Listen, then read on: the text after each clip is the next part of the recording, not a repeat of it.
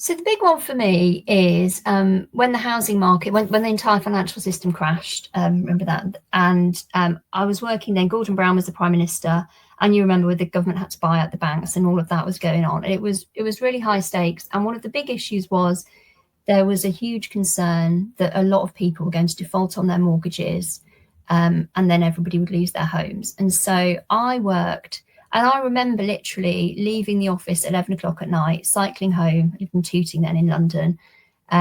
Lawyers would be working. We'd give something to the lawyers at 11 p.m. They would work through the night. I would wake up at 5 in the morning, have a quick shower, cycle back into work, and then they would just about get something back to me by 6 o'clock. And we were just working really hard. And I think it didn't matter because we thought we were doing something that was helping people.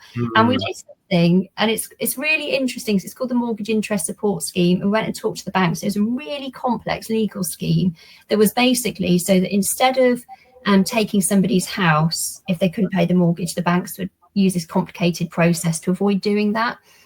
And I think the system was so complicated that what actually happened was, and there was a big evidence report that showed this a few years later, that system was only used for a handful of people, all that effort.